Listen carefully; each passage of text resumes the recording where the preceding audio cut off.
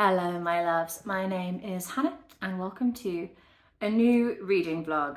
There are some authors, aren't there, that, do you do this? Where there are authors that sit on your shelf that you're so sure are gonna be your kind of author that you're maybe trying to like save them for a rainy day because you think you're really gonna like them, or B, just get a bit complacent because you know they're like potentially a safe bet.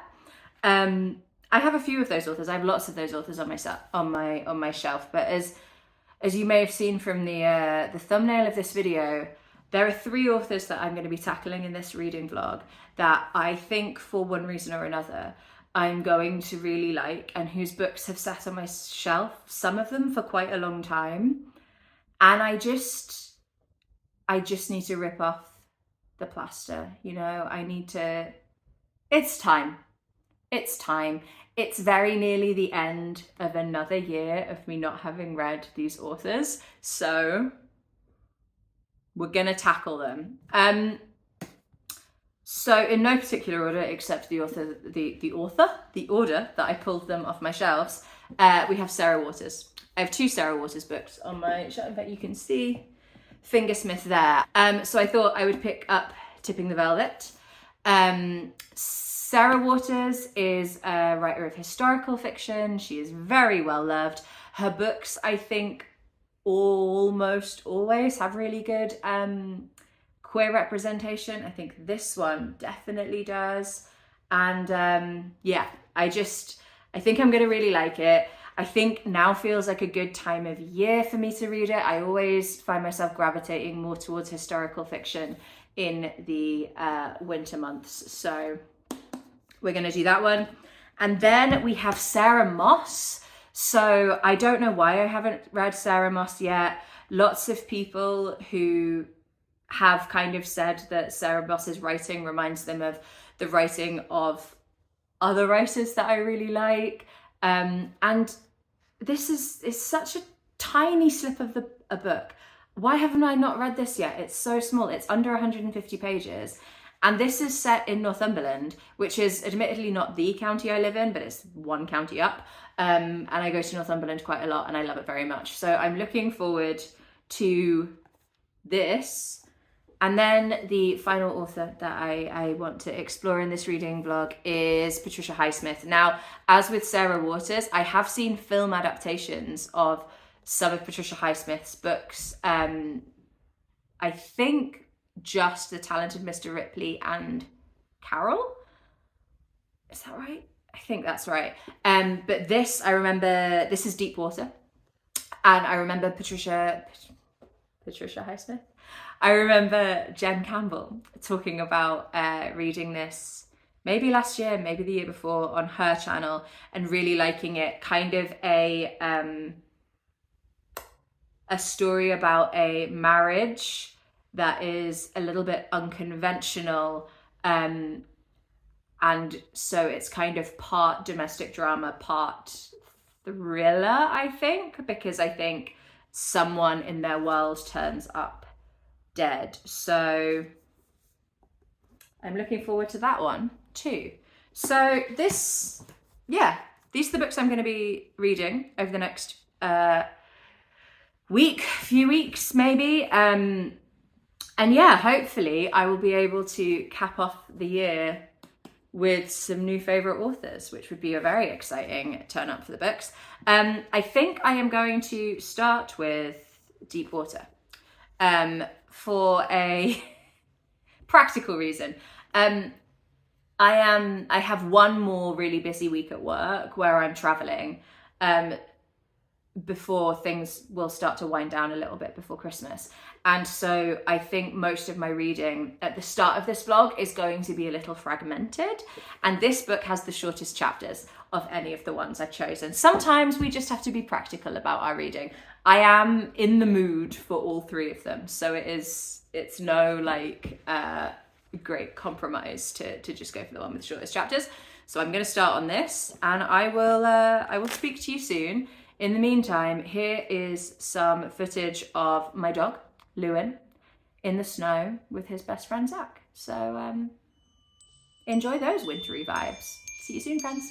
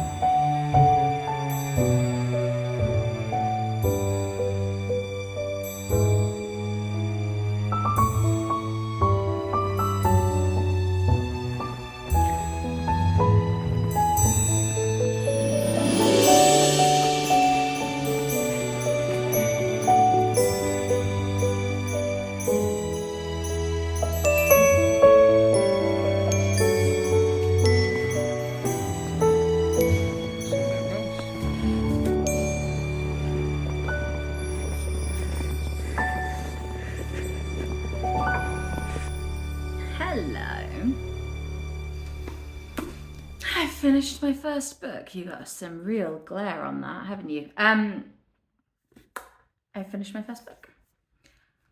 This was totally brilliant and I loved it. So this is a book told from the perspective of, not first person, but from the perspective of a guy called Vic, who is 36 years old, a sort of man of independent income. So he's kind of rich, he's just got money. So he has a printing press that he runs, but which is really more of a passion project. Basically privileged is what I'm saying.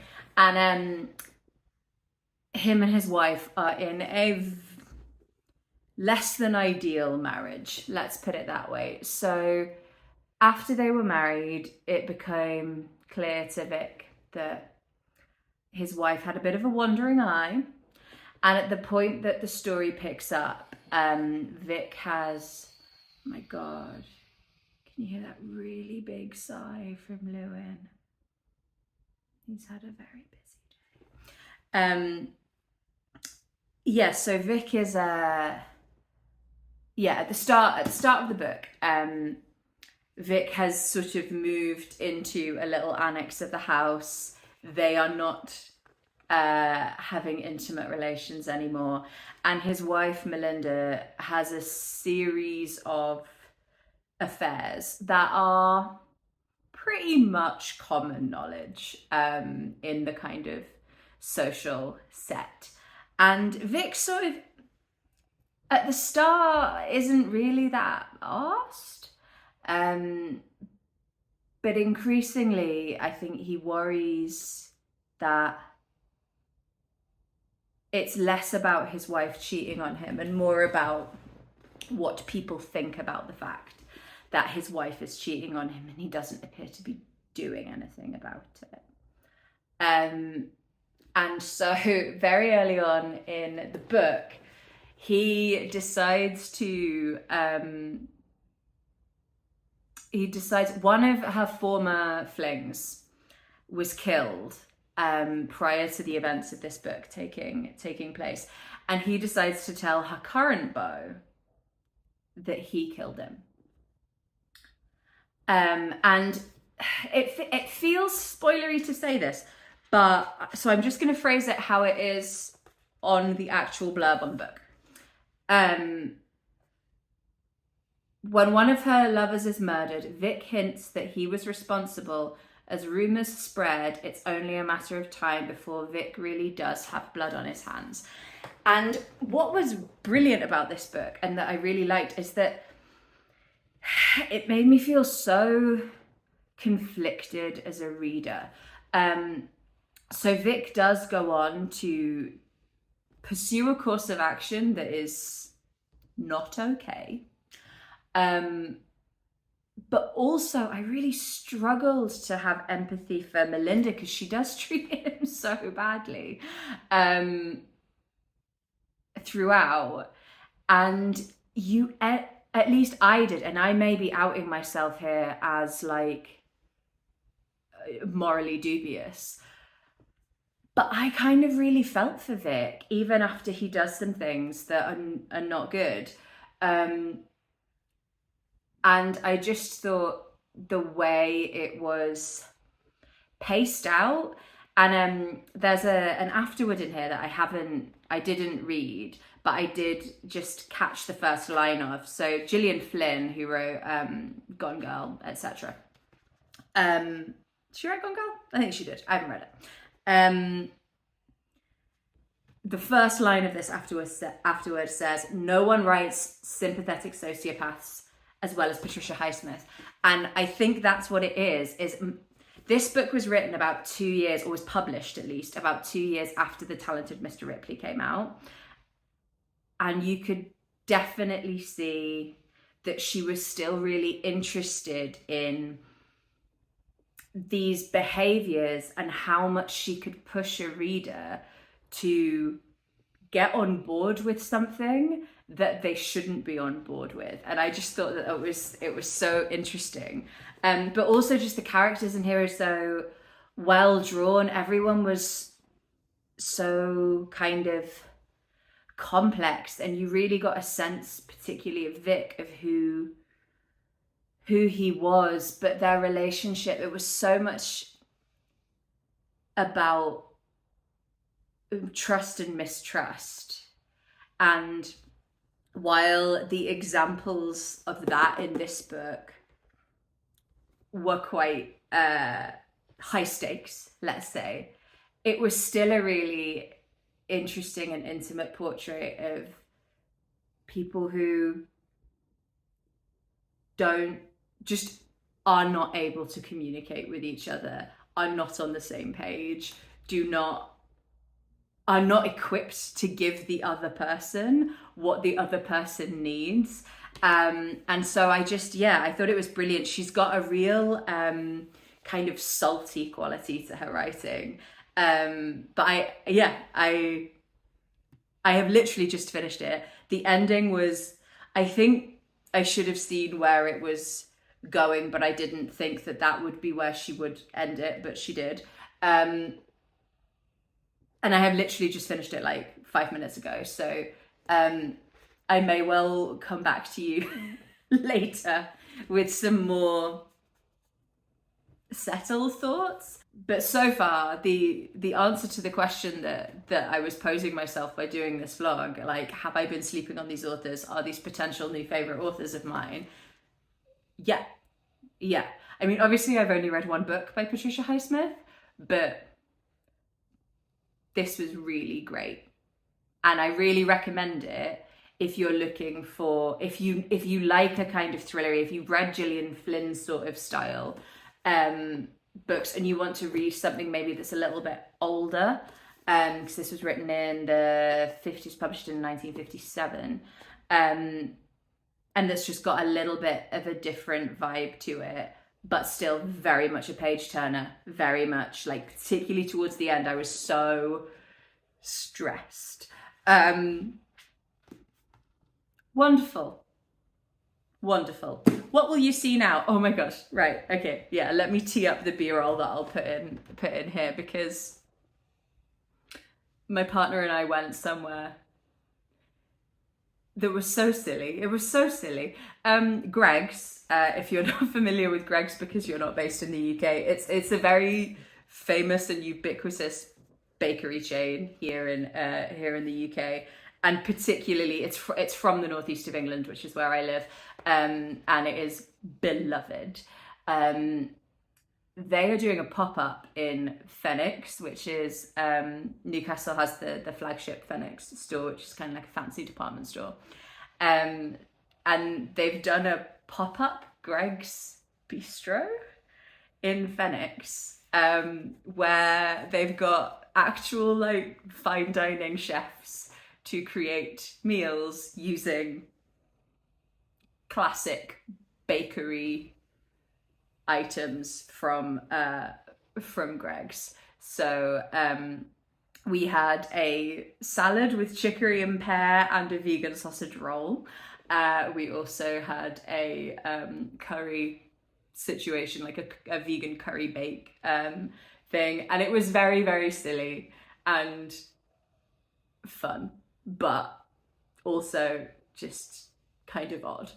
But here's that, and maybe something else afterwards. I think I'm gonna pick up Tipping the Velvet now. I haven't got as much really, it's actually took me longer to read that than I wanted to. I think I read it in like 2 chunks, but I just haven't had very much time for reading it all. And I did treat myself to volume 5 of Heartstopper because that just came out and I just needed it. I needed those boys. So I was a little slow to get started on this, but yeah, really, really enjoyed it. And hopefully I will continue this positive trajectory. See you in a bit.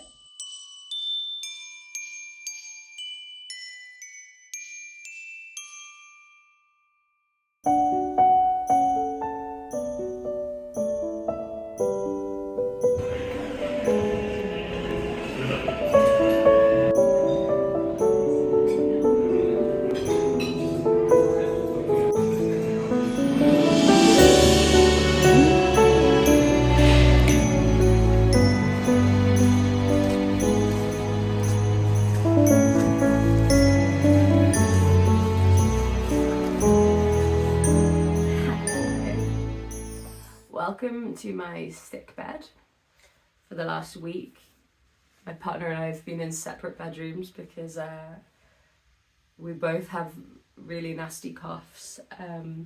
Just like, you know, like classic end of term sickness. Not anything super sinister, luckily, but like just, you know, when you've got a really tickly cough and so you're not sleeping well, we were like, the last thing we need is to also then be woken up by the other person when they start coughing. So I've moved to the back bedroom here and I've been sleeping on this little futon for the last week. So that's the annoying news. But the good news is we've had an absolute hit with these 3 books. So since I last spoke to you about Deep Water, I have finished both Fingersmith by Sarah Waters and Ghost Wall by Sarah Moss, and I really enjoyed both of them. So let me tell you a little bit about them each. So I started with Fingersmith. No, if I said Fingersmith, I mean Tipping the Velvet. I also have Fingersmith on my shelf.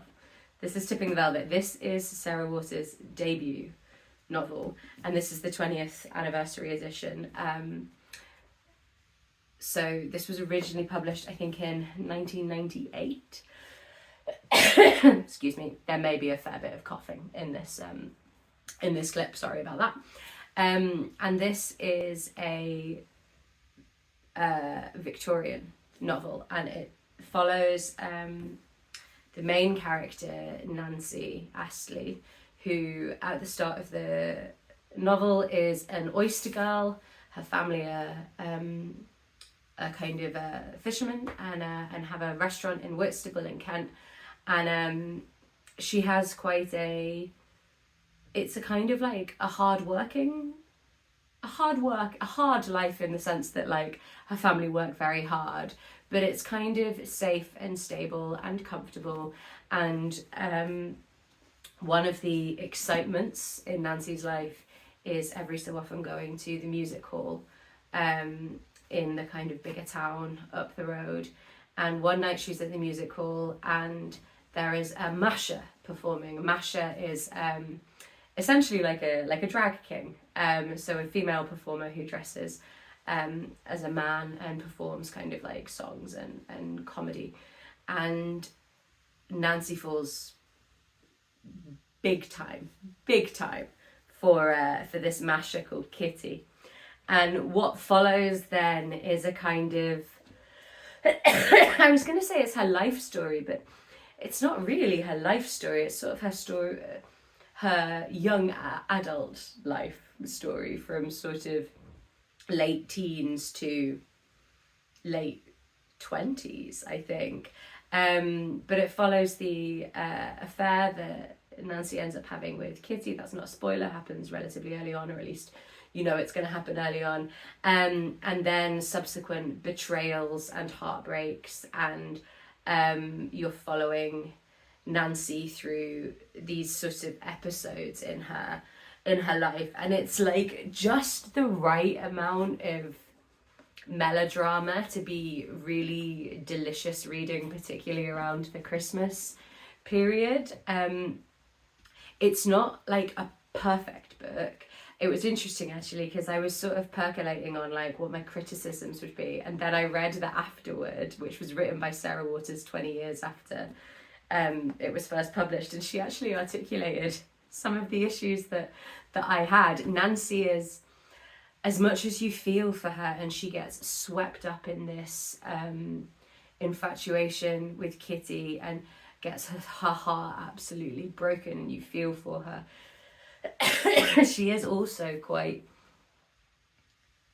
dismissive of her family, quite dismissive of other people's feelings sometimes. She's a young adult, you know. She's not always the most empathetic or the most understanding person in the world, and that did great at times. I did think so this has a really strong like 3 episode structure. You've got like this part of Nancy's life, this part of Nancy's life, and this part of Nancy's life, and I did find that structure sometimes was a little bit because I was getting towards the end of the middle section, and so I'm like, well, I imagine something is going to happen now that's going to cause the next episode to start. So just something in the structure made me sort of a little bit preemptive. But I think that's a lot of that is to do with the fact that, as I said, this is a debut, but it's a really kind of an ambitious debut in the sense that there's like a lot of research has obviously gone into this. I think if you're at all interested in queer history, it's brilliant. My favourite parts of this were the sort of seeing some of the communities of queer people that were springing up or had already been established in London, to be fair, but that were existing, and the ways that actually people were existing out of heteronormative societal expectations, even in the Victorian era, and I loved all of that stuff. I thought it was really, really interesting. Just a really good, really enjoyable, quite pacey book. I don't really know what else to say about it. Oh, there are some. I mean, if you know what Tipping the Velvet refers to, you won't be surprised that there's a few spicy scenes. I thought on the whole, I don't normally care for spice. It's not normally my something that would make me like gravitate towards a book, but I did think that the sex scenes were really well written in this, in the sense that they added hugely to the story and were very much a part of like how the narrative was being told. There's not loads of them, but yeah, very, very well written, and really enjoyed it. And I will definitely be picking up more of Sarah Waters' books. I loved her writing style. Just that really nice balance between just enough flourishes in the writing to make you really aware that she's a good writer, but not enough to get in the way of just telling a really compelling story. So I finished that one, and that was great. And then last night I read in one sitting Ghost Wall by Sarah Moss, and I think this is going to be one of my favourite books of the year. this is the story of a girl called Sylvie, who she is sort of spending the summer in Northumberland with her parents. Her dad is a bus driver and has a real special interest in ancient British history. And so the family are sort of tagging along to this experiential archaeology trip that a professor is doing with some of his students, where they are essentially kind of reenacting ancient Britons, like how people in the Iron Age would have lived in that part of the world. And her dad is like very into it. Hello, this is Editing Hannah. There was something that I wanted to say about Ghost War, which I forgot about, which was another thing that I really liked about it, was that part of the reason that Sylvie's dad is so obsessed with ancient Britons is he's obsessed with this idea of the original people, like the people who were here before all of the invaders came in. So he's not interested in like post-Roman Britain. He wants like the original Britons. And obviously anyone knows really that if you think about it, with the history of an island, there's not going to be any original people. Someone is going to have been the first people to come and settle on this land. So like there's not really like this idea that we'd have indigenous anyway. But yeah, I think that was used to sort of unpick some of his issues with like modern immigration and things like that, and the way that Sarah Moss balanced that I thought was really great, and I wanted to mention it. So bye. And this book is like claustrophobic, and the like when I described this, I very, very briefly review every book that I read on my Instagram stories, and the word I used to describe this was horrible. It is a horrible book. It's brilliant, but it's horrible. There's this sense of you realise very quickly that Sylvie's father is abusive to both her and her mother, and that she is a little bit defensive. Sylvie's 17, she's quite defensive about it, but also just desperately wants to get away from her parents, but doesn't know how to do that. She doesn't think she wants to go to university, but she doesn't know how she's going to get out of her parents' house if she doesn't go to university. And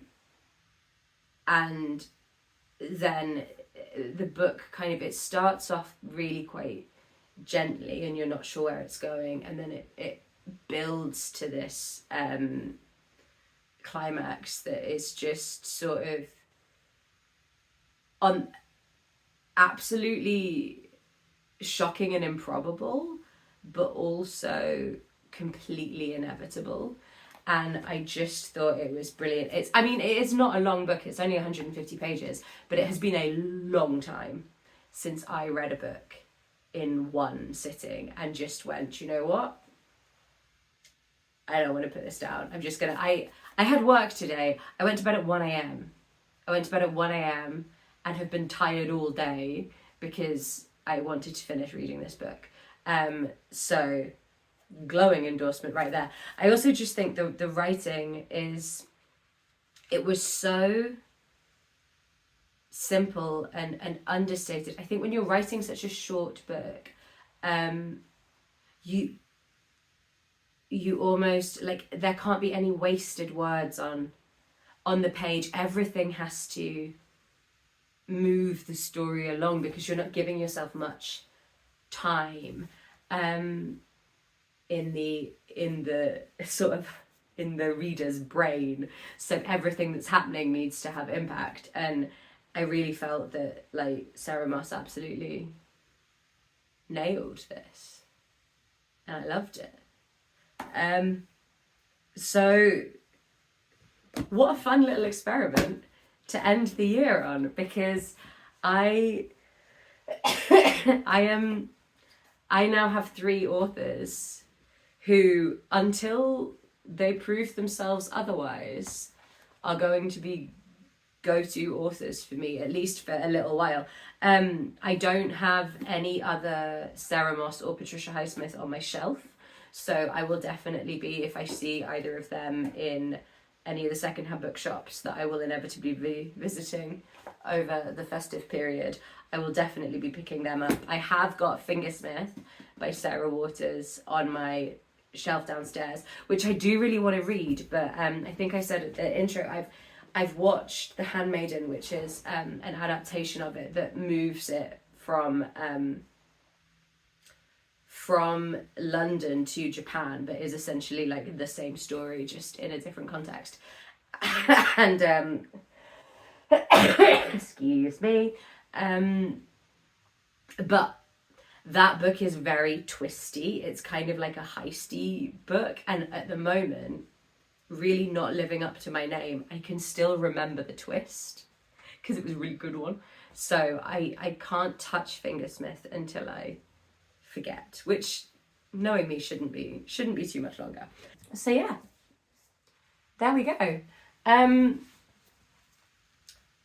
Please let me know in the comments down below if there are any authors like this for you that you have on your shelf that you kind of think, yeah, you're like a rainy day author, like that's an author that, oh yeah, I've been meaning to get to them, but I'm pretty sure I'm gonna like them, so I've not got to them yet.